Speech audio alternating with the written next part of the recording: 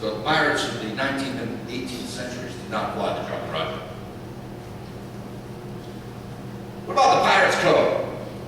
Well, the Pirates Code, I'm going to read my best pirate voice, which isn't that good. It'll sound like, like an Irishman with a Wernicke-Korsakoff syndrome. There we go. So the Pirates Code had articles of agreement. In the second half of the 17th century, buccaneers began operating under a set of rules variously called the chasse partie, or the charter party, custom of the coast, or Jamaican discipline. These eventually became known as the Articles of Agreement, or the Pirates Code. Now, pirate articles varied from one captain to another, and sometimes even from one voyage to another, but they were generally alike in including provisions for discipline, specifications for each crewman's share of treasure, and compensation for the injured. Each crew member was asked to sign or make his mark on the articles, and then swear an oath of allegiance or honor. The oath was sometimes taken on a Bible, but legend suggests that other pirates swore on crossed pistols, swords, axes, or on a human skull, or even astride a cannon. This act formally inducted the signer into the pirate crew, generally entitling him to vote for officers and on other affairs of moment. This allowed them to bear arms and to his share of the plunder. The articles having been signed, they were then posted in a prominent place, often in the door of the captain's quarters. So, when pirates plundered a ship, captives sometimes volunteered to join the pirate crew, or they were impressed into duty and forced to sign the oath. Carpenters and skilled craftsmen and navigators were given special privileges on board. 3 complete or nearly complete sets of piratical articles have survived to this day, from Charles Johnson's A General History of Pirates, 1724, and also a partial code from Henry Morgan is preserved in Alexander Exquemelin's 1678 book, and many other pirates are known to have had articles. Let's take a look at those. The Pirates Code was often misinterpreted or altered to serve the captain's personal agenda. So let's look at Bartholomew Roberts' articles, Blackwire. Number 1, every man has a vote in affairs a moment.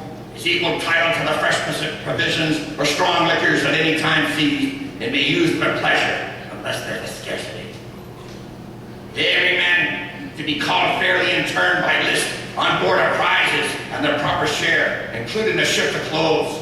But if they defraud the company to the value of $1, plate, jewels, or money, marooned was their punishment.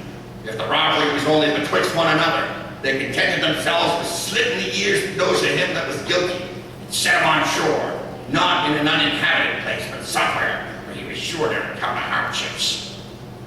No person to game at cards or dice for money. The lights and candles to be put out at 8 o'clock at night. If any of the crew after that hour still remained inclined for drink, they'd do it on the open deck. Told you my pirate voice has been good. To keep their peace, pistols and cutlass clean and fit for service. No boy or woman to be allowed amongst them. If any man were to be found seducing any of the latter sex and carried her to sea, disguised, he was to suffer death. To desert the ship or their quarters in battle was punished with death or marooning. No striking one another on board, but every man's quarrels to be ended on shore at sword and pistol. The quartermaster of the ship, when the parties will not come to any reconciliation, accompanies them on shore with what assistance he thinks proper, and turns the disputants back to back, at so many paces distant. At the word of command, they turn and fire immediately, or else the piece is knocked out of their hands. If both miss, they come to their cutlasses, and then he is declared the victor who draws the first blood. No man can talk of breaking up their way of living till each had shared 1,000 pounds. If in order to do this, any man should lose a limb or become a cripple in their service, he was to have $800 out of the public stock, and for lesser hurt proportionally.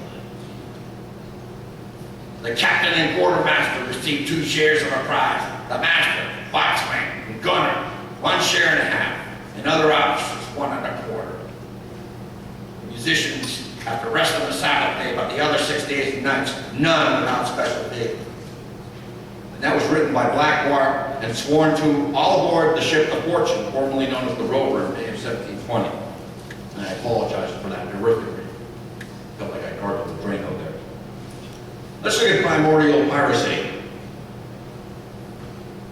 Early documented instances of piracy include the exploits of the sea peoples who threatened the Aegean and Mediterranean in the 13th century BC, and Lucan sea raiders who allied themselves with the Hittites in the 14th century BC and raided ships along the coast of Asia Minor, Turkey. In classical antiquity, the Tyrrhenians and the Thracians were known as pirates. The island of Lemnos was a haven for pirates who attacked Greek and Phoenician merchant ships. By the 1st century BC, there were pirate states along the Anatolian coast, threatening the commerce of the Roman Empire. They used a sleek ship known as a barine. That's a barine. A lot of oars. Some would have like 4 or 5 decks of oars on them. This particular one shows only 1 deck. Some of the great pirates of antiquity. Dionisis. In 494 BC, he was an admiral active against merchants of Carthage and Tersanian ships in the years following the Greco-Persian Wars. Tacitus, 315 to 300 BC. Greek inscriptions were found of the Athenian navy raiding his base on Kythnos Island, capturing Tacitus and his men, making the sea safe for those that sailed thereon. Demetrius of Pharos, he was Hellenic. His actions precipitated the Second Illyrian War in 214 BC. Anicetus of Pontus, also Hellenic. He was the leader of an unsuccessful anti-Roman uprising in Pontus in 69 AD. Julius Caesar. You know that he was kidnapped in 75 BC by Cilician pirates. He was held prisoner on Pharmacusa. He maintained an air of superiority and arrogance during his captivity. And when his captors demanded a ransom of 20 talents of gold, Caesar insisted that he was worth at least 50 talents, which was eventually paid. Caesar was then released and then hunted and killed the pirates. In 67 BC, the Senate gave Pompey powers to deal with piracy, which would be a threat to Rome until 68 BC, when Illyria was conquered. When St. Patrick was about 16, he was captured by Irish raiders in the Roman province of Britannia and enslaved in Ireland, where he lived for 6 years before escaping and returning to his family. In his memory, a holiday was dedicated and evolved into parades without reason, heavy beer drinking, and the creation of hideous disposable green icons, all celebrated by most folks who don't know who the hell he was. The Vikings. The far-reaching pirates in medieval Europe were the Vikings, warriors, and looters from Scandinavia. They raided the coasts, rivers, and inland cities of all of Western Europe. Vikings even attacked coasts of North Africa and Italy. They also plundered all the coasts of the Baltic Sea, ascending the rivers of Eastern Europe as far as the Black Sea and Persia. The lack of centralized powers all over Europe during the Dark Ages favored pirates all over the continent, especially the Vikings. And these Norsemen were very skilled in maritime navigation. Pirates of the Middle Ages. Eustace the Monk, 1190 to 1217. He was a mercenary for England and France. Gan Ning, 1134 to 1147. His party carried bells as their trademark, causing the commoners to be afraid when they heard the bells. Wyman, 1136 to 1148. An English bishop who became a seafaring warlord. That's Wyman right there. Balthasar Cosa, a.k.a. Antipope John the 23rd, 1410 to 1415. He reigned during the Western Schism and later was charged with piracy, murder, and something else that I won't say because there's kids here. William Allen, 1440s, 15th century English pirate. He raided shipping throughout the southeast of England and sometimes worked with William Kidd in the Thames and the English Channel.